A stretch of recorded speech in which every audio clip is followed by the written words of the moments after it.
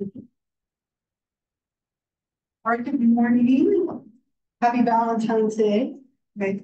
I was telling my class before this that my kids pointed out that I dressed very brightly and happily for today, like all black and gray. It was totally unintentional, right? They're like, why didn't you wear pink? Like, it's not really my color, but okay. My one daughter, Emma, approved because she's like a little like, she was wearing all black as well. My other daughter, Paisley, was wearing all pink. Like, so, and then my 11-year-old said love is gross and that she plans to be a single Pringle for the rest of her life, which I'll take as long as that lasts because I know I don't have much longer with that. But happy Valentine's Day. I brought you candy, right? So I'll pass that around. Help yourself, healthy feeling. It's not pink or anything, but it's skinny, right? So I've had my fair share, so you're welcome to help me feel better by eating some of it. Anyone have any fun plans for today or like fun Valentine's things that you tend to do? Anybody have a plan thing to do? Yeah. Yeah, I'm knocking out a 5-page essay today. That sounds super exciting. Right? Very exciting. Anybody else? And we're going out to eat or like rebelling against the holiday, doing anything fun? I'm having 2 cakes. That's my plan. That's like the extent of my plan. I got a heart-shaped cake and then just like a circle cake. And I'm ready for those tonight, right? Hamburgers and cakes. That's my grand plan for today. Yeah. Nice. At what time? No, I'm just kidding. I'm just kidding. Okay. Cake Nice. No, is it good? It tastes like best. Ooh. All right. I'll have to check that out. Write that down. I mean, I'll eat any kind of cake. So that sounds good to me. Anybody else? Any other fun plans? Yeah. I'm gonna go out to dinner with my boyfriend. And Uh-huh. we're gonna go to Boulder after, which Oh, that's like, fun. it's like the first Valentine's Day that's like actually on the date where a thing can be done. Right on. I like that. That's fun. We don't tend to, I don't know, my family's never really celebrated Valentine's Day. We've always had that, like, you have love for each other all year long and like, and then it's always so busy going out today. So we're having my in-laws over. They're coming over, and my mother-in-law is cooking hamburgers, which means I'll probably get violently ill. She's an awful, awful cook. I pick on her so much, but she has. I've been with my partner. We've been together for over 20 years. We had our 20-year anniversary last year, and I have had food poisoning more times than I can count on 2 hands from my mother-in-law. And she tends to be really like bad with hamburgers. The last time she cooked hamburgers, she's like, I'm gonna make them fancy. And I was like, what's a fancy hamburger? I'm scared. And a fancy hamburger for her was like Italian spicy. And so it was like oregano and like odd Italian flavored hamburgers. It was like eating a big meatball and I got violently ill. So I plan to push my hamburger around and then just eat lots of cake. That's my plan for this. Watch her cook it. What was that? Watch her cook it? Yeah. I'm gonna accidentally, I'll be like, I'll cook them for you and have them all set on fire and we can't eat them. I know. But take care of yourself. I'll cook your hamburgers. Chuck them. Even my dog won't eat her hamburgers. That should say something. uh, so anyway, happy Valentine's Day. Really interesting day in terms of history. It's kind of an interesting, like, unknown origin. There's a lot of ideas behind the like origins of Valentine's Day. It's thought to come from a Roman festival called Lupercalia. You don't need to know this, I'm just sharing it with you, where they celebrated a lot of like fertility. They paired men and women off by a lottery system. And it's thought to have some roots in that. So, but it's really unknown. So just kind of an interesting day historically. And then there's the whole idea of like St. Valentine. There's a couple of different theories as to where it comes from. Either way, enjoy the candy. And I'll mention, and I'll talk about it at the end, Monday's a holiday. Okay, so Monday is a holiday. We get a nice long weekend, which is hopefully kind of exciting. And then we do have our first exam coming up. So I'll talk about that at the little bit at the end of our class today, just to make sure you're feeling ready and prepared for it. Okay. Otherwise, what we'll do is we'll pick back up where we left off. Oh, look, there we go. we'll start here instead, right? So we'll talk a little bit today. We're gonna spend a lot of time today talking about sperm production because it's actually a very complicated, lengthy process. So that's where we'll start, and then thank you. Get through the rest of male anatomy. So what we're gonna talk about is sperm production has a technical name of spermatogenesis.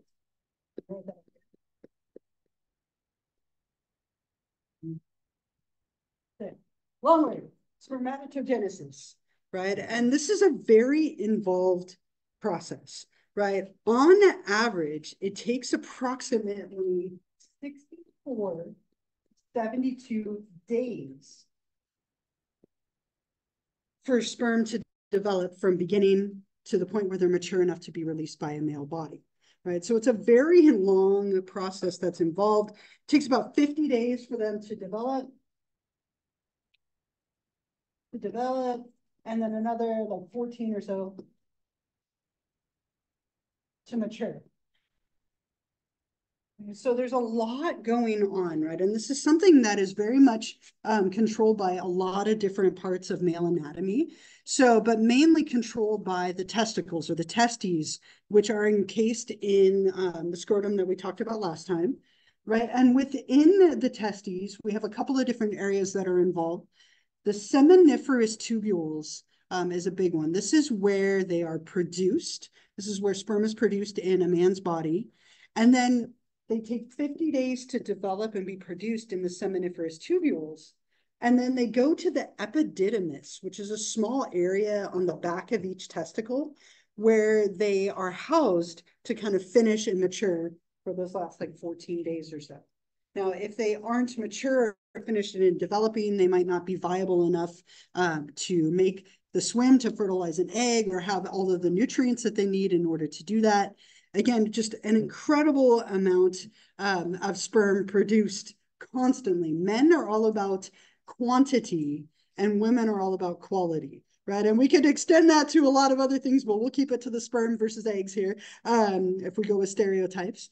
But remember that women are born with every egg they'll ever have, and they release one each month or so on average. Men produce about 300 million sperm a day.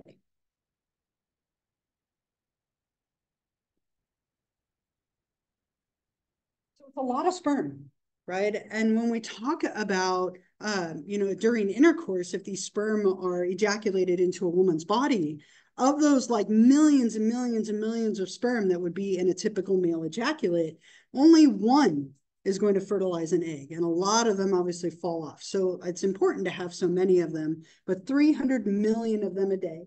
The seminiferous tubules are these long coils that if you were to unravel them, come out to about like 700 feet of tubing. It's a lot of space, right, to accommodate for so many of these sperm that a man is producing. And so they produce them, they store them, and then there's a couple of different parts that they're going to pass through if they're going to leave a man's body through like ejaculation, for example. So we have the vas deferens, which is a long sperm carrying tube that begins at each of the testes or each of the testicles and then ends at the urethra where it will leave a man's body.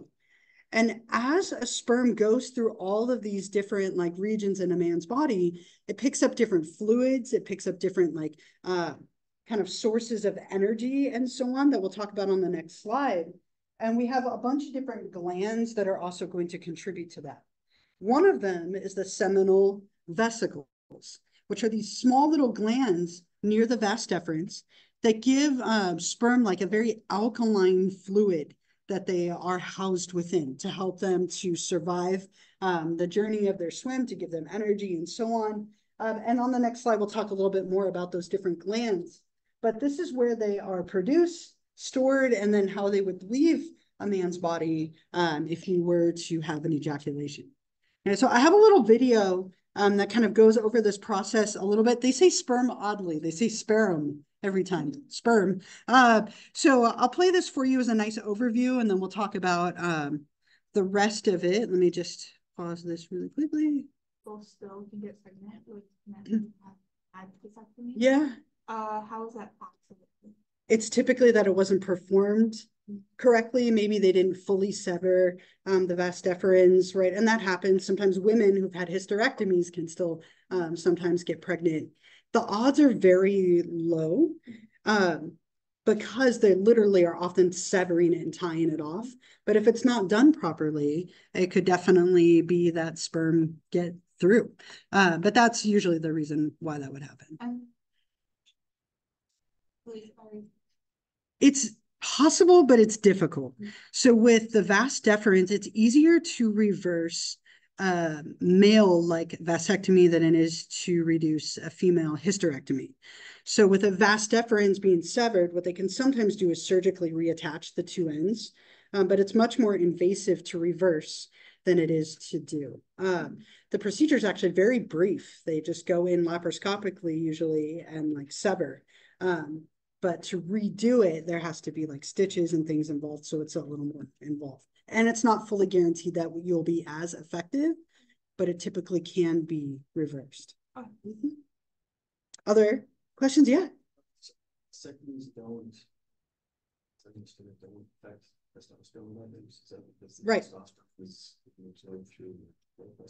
Yeah, because you're still producing the sperm, right? So your testosterone is produced in your testicles, right? It has a lot to do with all of this production that's happening. And all of this is still happening. You still produce 300 million sperm a day. They're just broken down and absorbed right into the body. So it doesn't affect your hormone levels in the slightest. It just prevents the sperm from entering into the fluid to leave the body. The vas deferens is independent of testosterone. Right. Right. Yeah, it's literally just a tube that carries the sperm out to help it leave the body. Mm-hmm. Great questions. Anything else sperm related? Yeah. You said after the sperm, it's just absorbed back into the body. Is there like a benefit to that nutrient wise?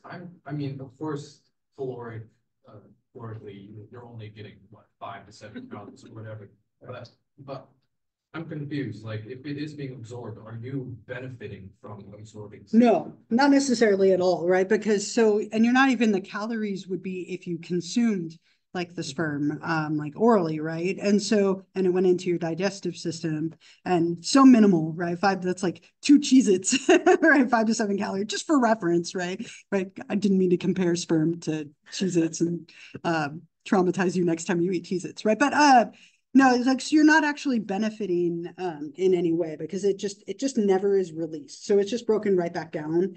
It's kind of like the same way that neurotransmitters are broken down and reabsorbed into a presynaptic neuron. It's not really noticed in any way. So I don't think there's any harm or benefit. It doesn't like build up and become a problem. It just is just broken down and reabsorbed. So I have a little review of this just for fun, just for a little fun competition. I already gave you candy, so normally I do it for candy, but Valentine's Day and you already had it. So what I want you to do is get into groups, like 3, 4 people, keep it kind of small, 2, 3, 4 people, whatever's easy. And what I have here is the life of a sperm cell. Okay, and it's out of order. So there's letters A through H. And what I want you to do in the space down here is reorder. Don't write it all out, just write the letters. And when you think you have it right, you can raise your hand and I'll come check it. We'll see if we can get a few groups to get it right. Who's it going to be first? But it's just kind of a quick review. You're not turning it in. It's more just for fun. So as soon as you have a group, come up here and grab one and get started. When you think you have the answer right, raise your hand and I'll come check it. But here are the sheets. Grab a group, get started, quick review. Oops.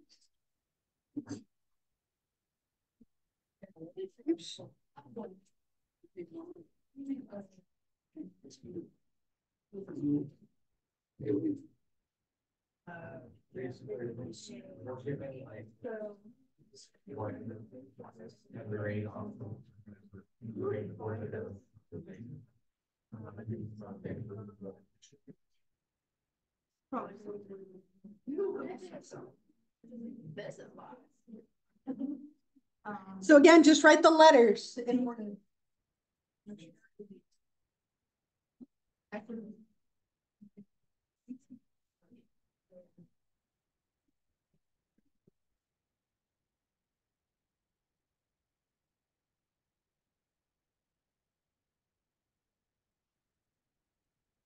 Last one is E. It's probably, Process. Okay, and exactly. Okay. Okay, and then also sounds it. And that is. yeah, that's true. Yes, A is an X.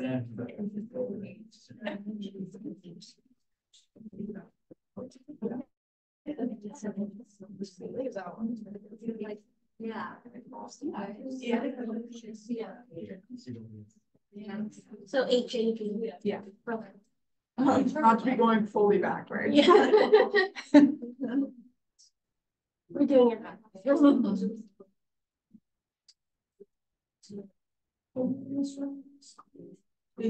Yeah.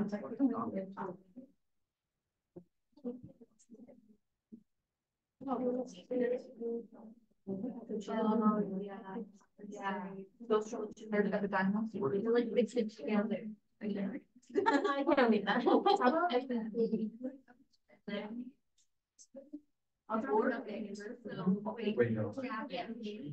It might be.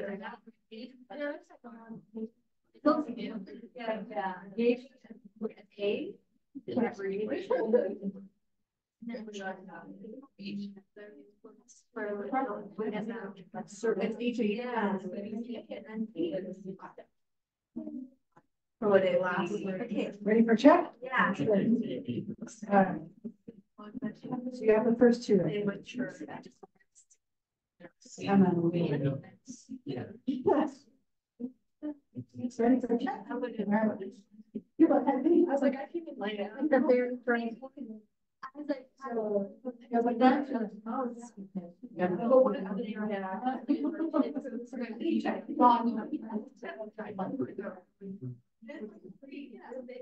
Today, it's like. All that. Yeah. Like you're graceful and then they expire. I've never gone that far, like the second. That was me. I know. Something. All right. Important points, it works against it. Correct. I Number one. The new house.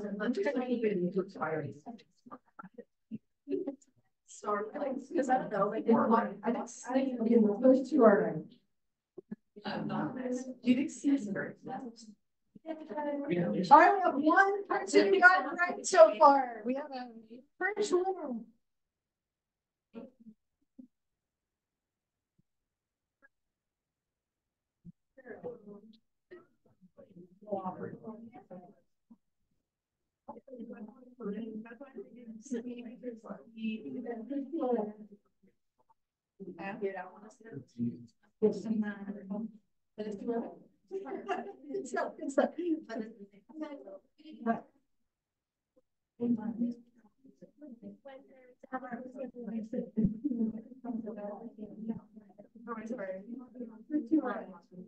Oh, there.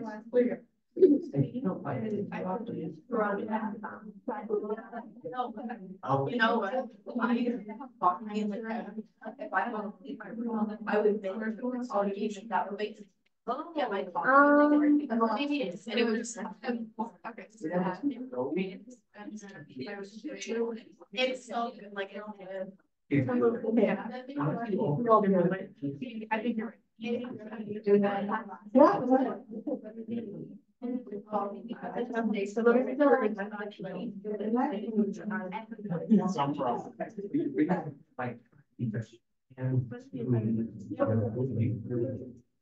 Slide back throughout.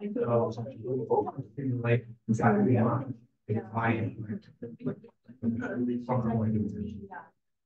now it should amplify. Nice job. Got it. All right, two more. You don't get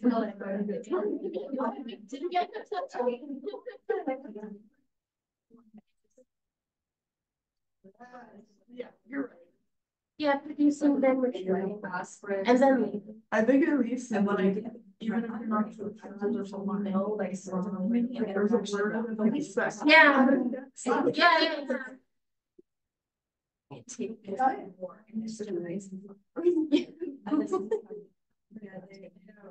It's like a course. It is up to the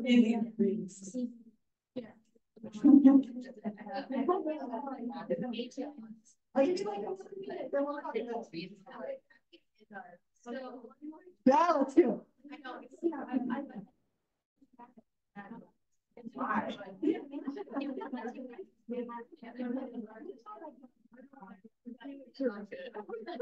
I know.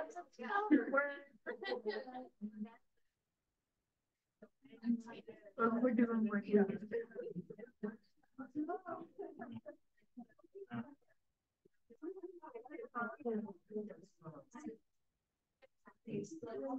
Like that goes. If I can have the class. Because I feel like I push up like the. But we're having. Got it.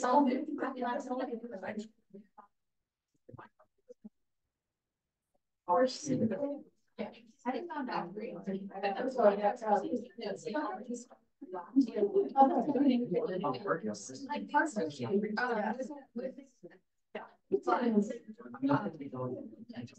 All right, so let's our big group for a minute.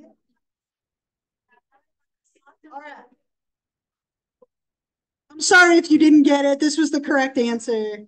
A lot of you had the first two right off the bat, right? And then the like F, E, G gave you a little bit of difficulty. So if we were to look at the whole story here, and aren't they the cutest, happiest little sperm you've ever seen? Like they look so happy. Right? Sure. You're like, no, no, not really. All right. So if we go through, they look like they're plotting. Especially this one. No, they're all the same. Just kidding. Giving you the bombastic side. There you go. All right. Yeah. So if we look at it in total here, right? So sperm, I am produced in the seminiferous tubules of the testicles. I'm mature in the epididymis. Almost all of you got that. When there's adequate stimulation and the penis becomes erect, I leave the epididymis and travel up into the body through the vas deferens toward the bladder and ejaculatory ducts. As I pass through the seminal vesicles, prostate gland, and Cowper's glands, fluids are added so that I can live longer and swim more easily. I'm now officially the substance we call semen. The urethra carries me, along with about 200 to 500 million other sperm, out of the penis in a process called ejaculation. I go through the cervix and into the uterus and fallopian tubes in search of an egg cell. If I can find the ovum before the other sperm do, I will be the winner, part of a fertilized egg. So just for fun, just as kind of like a quick review, again, a huge process. This is kind of the male equivalent of the menstrual cycle as far as talking about different stages and development of things that are going on. Anything else here? Any other questions, comments, thoughts of sperm? Yeah. Thoughts of sperm, yeah. As far as guys getting wet dreams, what is the cause of that and what's the functional purpose of that? Yeah, and it's thought to almost be like practice in a way. Right, so wet dreams are like morning wood or like a nocturnal erection, right, would be just a man. Oftentimes it has to do with what you were dreaming about, right? So women can wake up aroused with like lubrication, right, having occurred if they had like a very like arousing dream. And for men, if they have an arousing dream, it can cause them to have an erection in their sleep, right? And so it's more just, again, that the fact that it is such a autonomic nervous system response. You dream of something arousing, and so you end up having an erection and might wake up with one, right? And that's very, very common, especially as a teenager, when you're kind of starting to get erections for the first time. Yeah. Can you enjoy? No, I don't, not usually. Like I will say a little bit of like that pre-ejaculate sometimes can come out as like a preparation, because your body might not necessarily know the difference between, an erection that happens when you're awake versus sleeping. So you might have a little bit of that like pre-ejaculate or pre-cum that comes out, but you wouldn't have a full-blown like ejaculation. That would require more stimulation. Okay. All right. Oh, bye to the little guys, right? Okay. All right. So a couple other things here. We talked about breasts for women and some of the expectations and like societal attitudes and so on. For men, the expectations and attitudes and all of the things are related to typically to penis size, right? And we talked about this previously, that the average male, the average penis is about 5 to 6 inches, right? When erect. Very few men have a penis that is larger than 7 inches. And obviously those that are starring in pornographies are typically not the best metric for what is normal. Something like 15% of men have a penis size greater than 7 inches. And remember again that the vaginal canal is 4 inches naturally.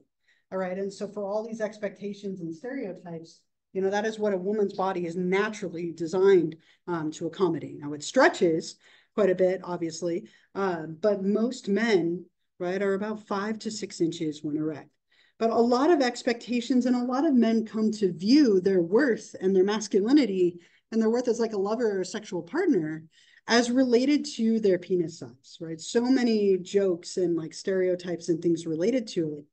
And I have a little piece of a comedy routine. It's from an older one, blue collar comedy routine. I think it's Jeff Foxworthy, I believe it is, but he's talking about the stereotype. There's a lot of them of if they have big hands or big feet or whatever it might be. All of those things are largely correlational and not necessarily true.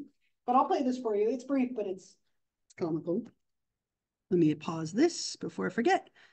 To penis size are actually more myths than anything else. Sometimes it will hold up correlationally, but they're not causal in any way.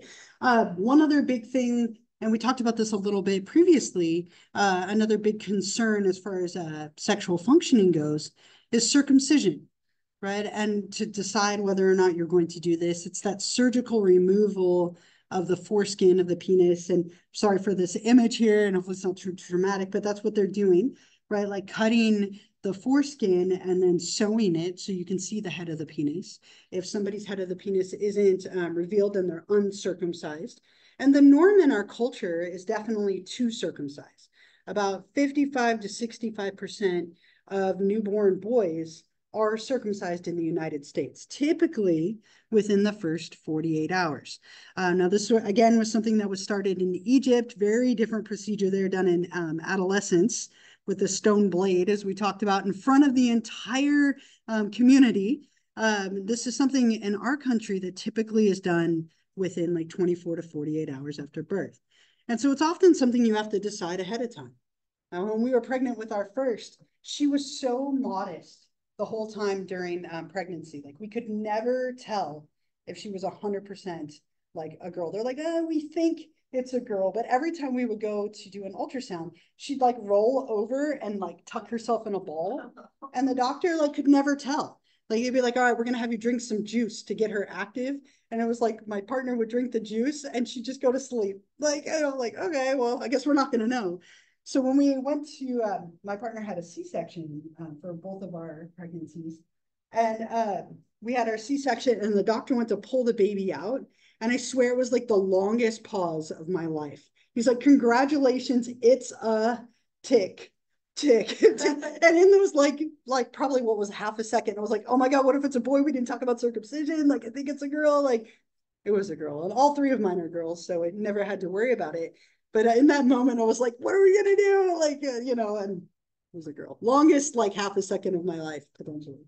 But this is something that is very common in our culture. There's a lot of decisions or a lot of pieces of things that go into this decision, and sometimes it's religious or moral or ethical. But there are some advantages. So when somebody is circumcised, there are a lot of health benefits to that, right? Because the head of the penis or the glans is exposed, it's easier to clean, right? When somebody is uncircumcised, bacteria can build up between the foreskin and the head of the penis, and infections are more likely to occur. It's common enough that they actually have a name for that bacteria. It's called smegma, which just sounds as bad as you would think it would be. But they call that bacteria that builds up there smegma, right? And it can cause infections to occur. So it's much easier to keep the penis clean if somebody is circumcised. Other things is that it tends to be something that is considered normal and desirable, right? The norm in our culture is circumcision, right? And so oftentimes people do it just to have their child be within that norm, right? Or for religious beliefs, as I mentioned. Some of the kind of cons of circumcision is people say that it's unnecessarily traumatic. Now, it's a very brief procedure that's done with like a local anesthetic. So they basically give that little baby an injection in their like penile region, and then they'll do the procedure. They're not asleep or anything, but it is thought to maybe be unnecessarily traumatic. And you're robbing that little boy of choice, right? Maybe that person wants to be circumcised or uncircumcised, and they're too young, obviously, to make that decision. Though because it's done at such a young age, you would never know otherwise. It can, in theory, be reversed, but it is a very complicated procedure where they take the skin between like the anal opening, they take that perineum skin right there, that very thin skin, and they can reattach it, but it can be very painful and restrictive. It can very easily be done that a man who was uncircumcised is circumcised later in life. So we're seeing more and more people not circumcising their little boys because they can always make that choice later to be circumcised. So it's just kind of an interesting thing that we're noticing more and more uncircumcised boys because they can choose to do it later in life. But it is the norm. A lot of people do that procedure. I got to go to a brisk once and watch it happen in live time. That was fascinating. It was like, this was the oddest thing. We went and like watched this little boy be circumcised, and then we went and ate. It was the oddest thing I think I've attended in a long time. It was many years ago at this point, but it can be part of a religious practice as well. Any questions, comments, thoughts, anything else here at all? As far as like male reproductive health, just like with women, very important to be checking on your reproductive health, right? And young boys, when they go to the doctor, this is something that they'll check. The specialty area for men is urology or a urologist, which also just deal with the urinary tract in both sexes. So a woman might go to your urologist as well to deal with any kind of urology related issue. But there are a lot of conditions that can affect men. Priapism is one of them, where erections are long lasting and painful. Sometimes men will get erections that aren't linked to desire or excitement, in which case they can be painful and uncomfortable. So it's not that they're aroused, their body is reacting without that cognitive element. There's a lot of different cancers. Penile cancer and testicular cancer are both relatively common for men. So it's very important that they're checking from like a young age, adolescence and on for these things, like screening for prostate cancer. There are things like prostatitis, inflamed prostate can be relatively common. So just like with women, it's important that men are going to the doctor, and this might be part of a regular checkup, right? So from a very young age, kids typically do what's called a wellness check once a year around their birthday. And so it would be that the doctor for men would check the development of their penis. Are they starting to develop secondary sex characteristics like hair and so on, right? And then when they get a little bit older, potentially starting to check for and screen for some of these different types of cancer. So just like with women, very important to be doing these different procedures. I promised you something, and I am a person of my word here. Let me see if it gave up on waiting for me. So I have a few minutes of this film to show. I know you missed the music, right? This one has just the same beautiful music in it, right? So what I want to show you is just a few minutes of this. I feel like the one with women talking about their breasts is a little more like vulnerable. This one, there's a lot of like kind of like joking, depending on the age, a little more discomfort, I think, but one is a secondary sex characteristic versus more of like a primary one. But I do think it's a great way to see some men talking about the vulnerability and expectations that they felt their first times and not knowing what they were doing. I think there's great vulnerability in it. So we will endure the music together in the name of that. So I'm not going to play more than maybe like 12, 13 minutes of this one as well, but I wanted to give you the equivalent.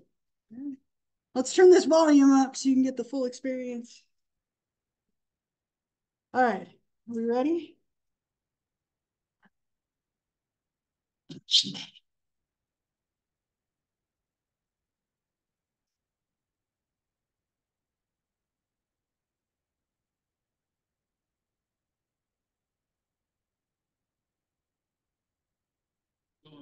us study the male anatomy. Most men know less about their own bodies than they do about their automobiles. Here we have a diagram of the human body showing those parts with which this discussion is primarily concerned.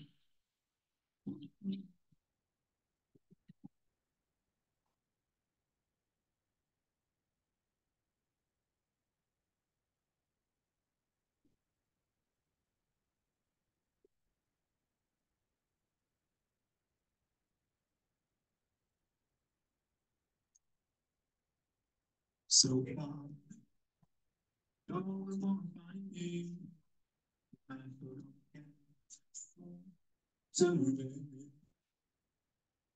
so fast, no one's gonna catch me.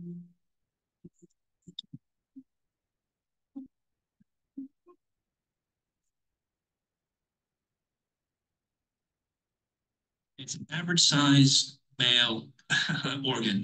It's sort of thick. It's good color, good texture. 9.5 inches when soft, legitimately. Straight and narrow, no curves to the left, no curves to the right. Always hangs to the left, baby.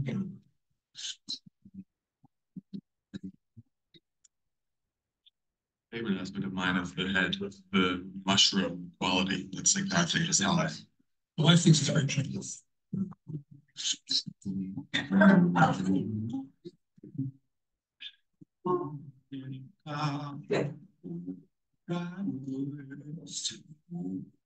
So